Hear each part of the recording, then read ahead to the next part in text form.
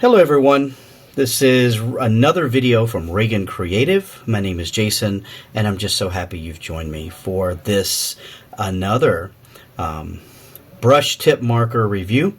I'm going to be looking at the M&G SignMe series today.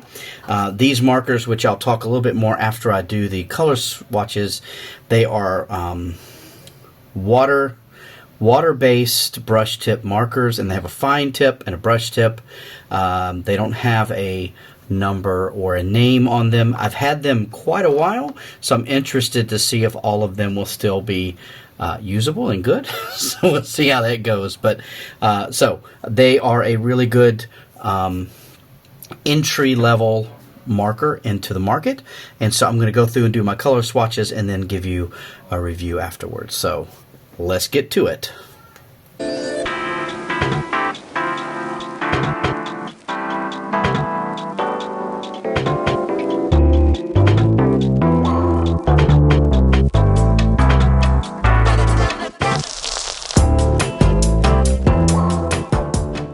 Okay, so I've just made color swatches from all 24 markers in this set. The good news is, even though I've had them for, wow, over 5 years, they have held up really nicely, and they all seem to still be holding their ink, and actually most of them were in really quite good shape. I really like the caps on these because they have these little bumps so that when they go to roll, they stop. And so some of the other ones I've reviewed, they just kept rolling off the table the whole time. So what was nice with these SignMe ones is that they have that little notch, but it does make sometimes when you're putting them into some sort of storage case, it just makes them a little bit awkward. The brush tip, by the way, so the lid doesn't really stay. So even though they're made there, now that could be from years of use. I actually, it'll stay if you don't bump it, but if you've got kids using this, or you're using this and you're trying, it's best just to kind of put it off to the side or whatever. This is the brush tip. It's pretty generous. You could see when I was making well, at least I could see when I was doing some of the swatches, that some of the tips of the brush tip had started to fray a bit, and I think that's just from being used for many years. This is actually a very small amount of leakage around the outside.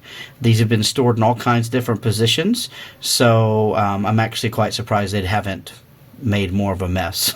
So that's good. Okay, so I just want to do a few tests here.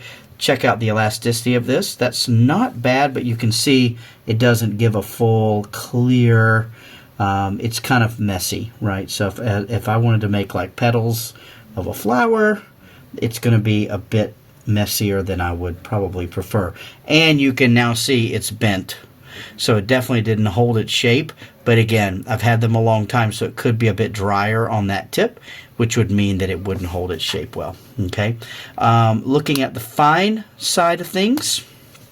This is your fine tip. It's actually held pretty good, so I could probably go along with the fine tip and outline these a bit and then make them look a little bit better. So that's one thing to think about. And then, it's easy to write with, so I've got my very easy to write with M&G, right? So there we go. Okay, so the verdict is that they're not a bad water-based marker, and they hold up for a long time. The one thing I really kind of don't like when it comes to markers is when there's a lot of overlap in the ink, and you can see it even when it's dry. So this is all dry, and then let's flip it over. You can see where I pressed down harder, some of the ink came through. The paper. Now, of course, it's water-based, so it's going to soak into the pulp a bit more. So you can see in some places where I laid down a little bit heavier bit of ink, it did start to come through. So in the end, that's just, I guess, the price you pay for that. I think if you're using these for, let's say, coloring books or some cardstock or whatever, you're probably going to be fine. I do like the length of these. They're not too short. There's a good grip around them. They're also not covered up with text. I don't have this and then what it can do and where it's made and all that kind of stuff, because it's just a nice, clear thing. The only thing I would like is, this is the number, I guess, that for the set. I would love to be able to have the number for the color so that I could replace it when it runs out, or if there's one I want to try to match it to, I would have that. So, but you know, these are a good all-purpose, just for general use marker.